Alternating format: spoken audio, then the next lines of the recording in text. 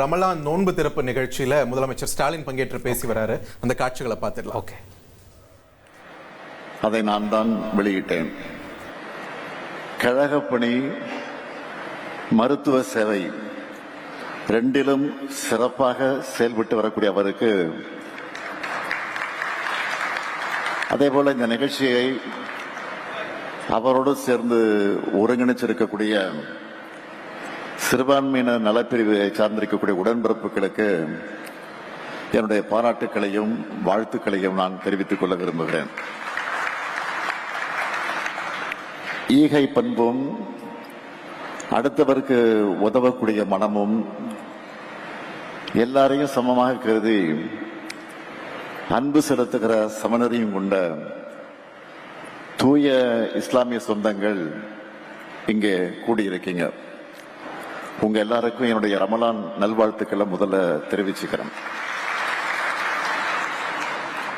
திராவிட முன்னேற்ற கழகத்திற்கும் இஸ்லாமியர்களுக்கும் இருக்கக்கூடிய உறவு இன்று நேற்று ஏற்பட்டதல்ல.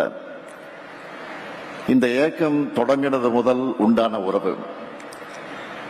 நம்முடைய கண்ணியத்திற்குரிய காகிதம் இல்லத்தினுடைய காலம் தொட்டு பேரறிஞர் அண்ணா, தலைவர் கலைஞர், இப்போ நான் என தலைமுறை தலைமுறையா தொடரக்கூடிய உறவு இந்த உறவு.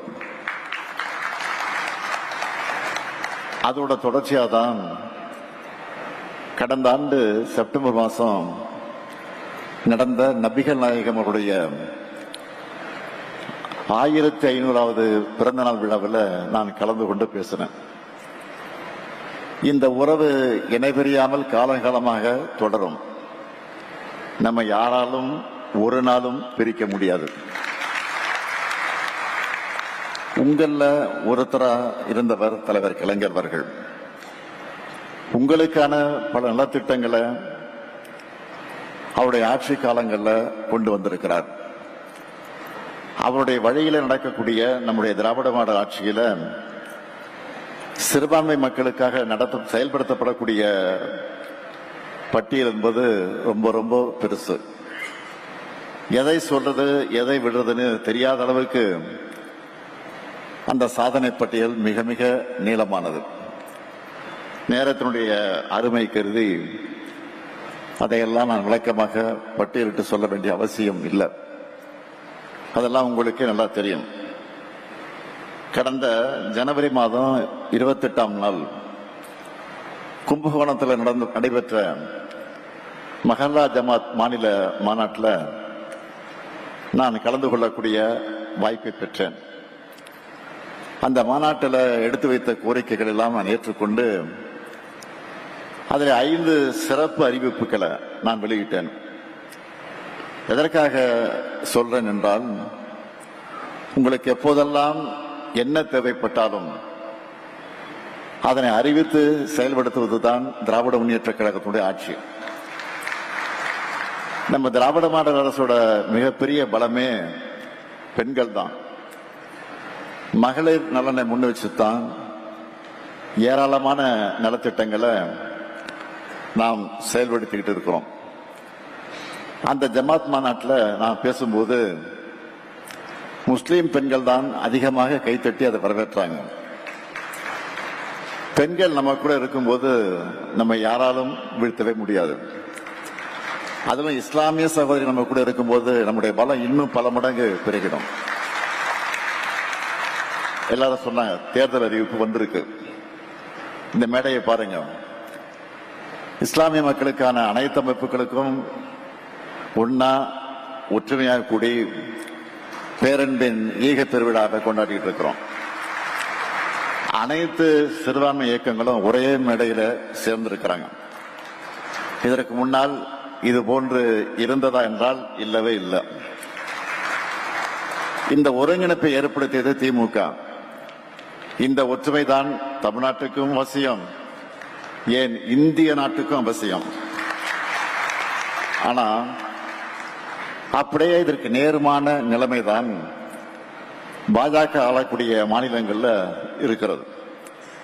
அண்மையில் அசாம் மாநிலத்துடைய முதலமைச்சரை இஸ்லாமியர்களை பற்றி எப்படியெல்லாம் வெறுப்பை விதைச்சார்னு விளக்கமாக சொல்லி இந்த மேடையினுடைய மாண்பை நான் குறைக்க விரும்பல. முஸ்லிம்கள் மட்டுமல்ல, கிறிஸ்தவர்கள் கூட நிம்மதியாக கிறிஸ்துமஸ் கொண்டாட முடியல. குழந்தைகள், மாற்றுத்திறனாளிகள் கூட நின்று பார்க்காம தாக்குதலை நடத்துறாங்க. இப்படி நாடு முழுக்க நடக்கக்கூடிய சிறுபான்மை மக்களுக்கு எதிரான வன்முறை பற்றி இன்றைக்கு இருக்கக்கூடிய எதிர்க்கட்சி தலைவர் பழனிசாமி ஏதாவது கருத்து சொன்னாரா? இல்லை. திருவாரூர் பழனிசாமி அவர்களிடம் நாம கேட்பதெல்லாம் அதிமுக என்ற கட்சியோடு சேர்த்து உங்க மனசாட்சியையும் பாஜக கிட்ட அடகு வச்சிட்டீங்களா? அதுதான் வேதனையா இருக்கு. சிறுபான்மை மீதான வெறுப்பை, அது நெருப்பை தூண்டி விட்டு அதுல குளிர்காயக்கூடிய பாஜக கூட கூட்டணி வச்சிருக்க நீங்க எப்படி அவங்களோட உரிமையும் பாதுகாப்பையும் நிலைநாட்டுவீங்க? பழனிசாமி மட்டுமல்ல, நாட்டில் இப்படித்தான் பலரும் நோன்பு திறக்கிற ஒரு நாள் மட்டும் நிகழ்ச்சியில கலந்துக்கிட்டு போட்டோவுக்கு போஸ்ட் கொடுத்துட்டு பாஜக மூலமா இஸ்லாமியருக்கு எந்த பிரச்சனை வந்தாலும் அமைதியா இருக்காங்க. இஸ்லாமியர்களுக்கு இன்னல் ஏற்படும் போது ஓடி ஒளிஞ்சிக்கிறவங்க ஒன்றை புரிஞ்சுக்கணும். எதிர்கட்சியா இருந்தப்பவும் சரி, இப்போ ஆட்சியில் இருக்கும் போதும் சரி, இஸ்லாமுடைய உரிமைகளுக்காக முதல் ஆளா குரல் கொடுக்கிறது திமுக தான். தொடர்ந்து களத்துல இறங்கி போராடுறோம். சட்டமன்றத்திலிருந்து தீர்மானத்தை நிறைவேற்றுறோம். ஏன் நீதிமன்ற படியேறி வழக்கு தொடுக்கிறோம். அதனாலதான் சிறுபான்மையின மக்களும் என்னைக்கும் திமுகவுக்கு துணையா நிற்கிறாங்க. எனவே சென்னை அமைந்த கரையில் நடைபெற்று வரும் ரமலான் நோன்பு திறப்பு நிகழ்ச்சியில் முதலமைச்சர் மு.க.ஸ்டாலின் பங்கேற்று பேசிய காட்சிகளை நாம் பார்த்தோம்.